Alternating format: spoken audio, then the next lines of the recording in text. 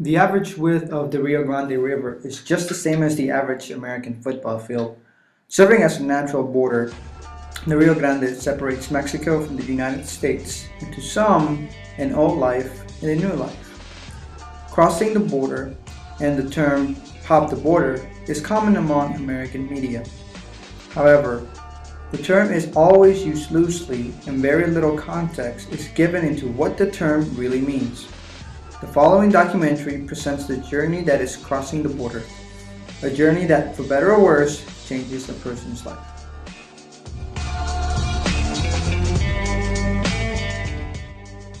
Crossing in the United States begins a lot further south of the Rio Grande. Crossing the border requires a person to begin the journey on the Mexican side of the Sonoran Desert, one of the driest and biggest deserts in North America.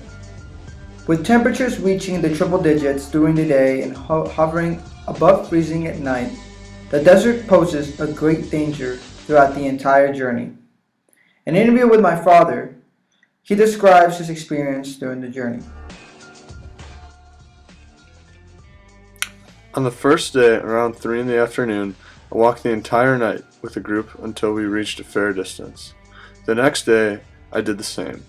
However, things took a turn for the worse when I hurt my foot so bad I had to walk with basically one foot for an entire day. I got better after a friend picked me up and took me to Mississippi, where I worked for the rest of the harvesting season.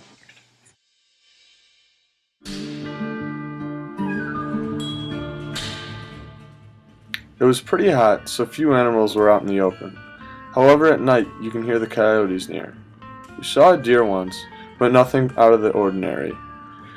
Natural barriers weren't as bad. The day we crossed, the current was not as strong.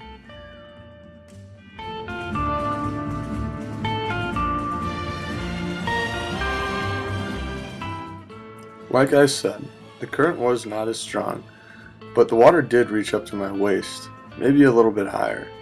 It was dangerous though. You had to make sure you didn't lose the group and get carried away, especially with one foot. Add that on top of looking out for ICE. You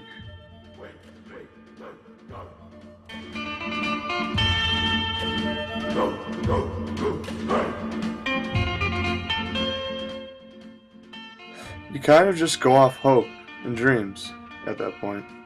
Sometimes an inch can be the difference between making it or getting caught, losing your money, and not having anything to even feed yourself if you're sent back to Mexico.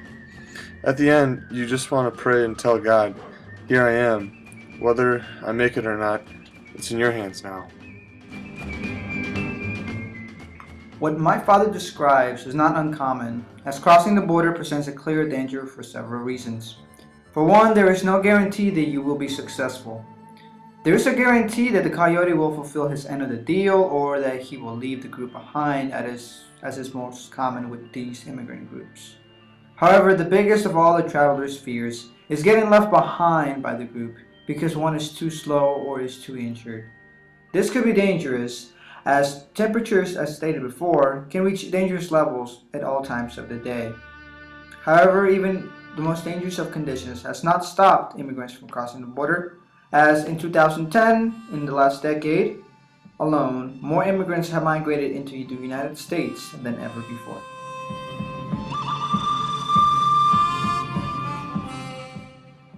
If one manages to make it through the desert journey, the biggest challenge comes from completing the most famous task of all, crossing the river.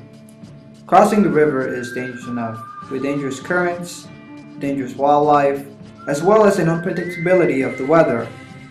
Immigrants also have to avoid U.S. Immigration and Customs Enforcement Officers, ICE.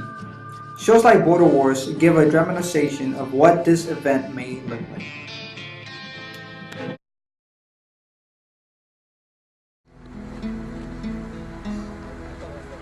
With little time to collect his thoughts and belongings, he's arrested by the Border Patrol. And this is a first-hand look at the law in action. You have to stand back. Federal agent doing my job. Back off, please.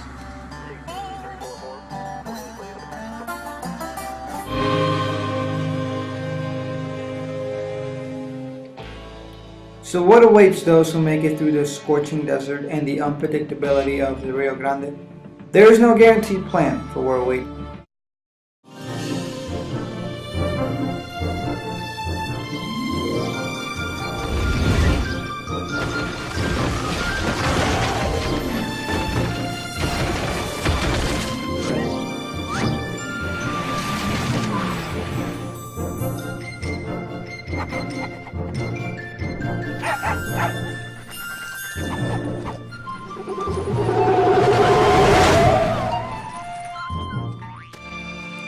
Most, however, live through the bittersweet feeling of living in the United States.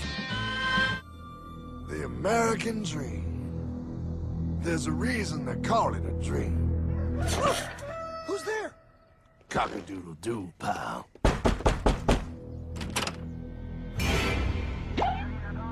No, no, no, no, no! I don't have any more money! My job sucks right now, please! I'll have more money next month! You can't take my house! Is that your signature? Oh, okay, well, just help me work something out, okay? I mean, you said I'm a good credit guy, right? I mean, hey, wait! My dad is in there! No, don't take my dream!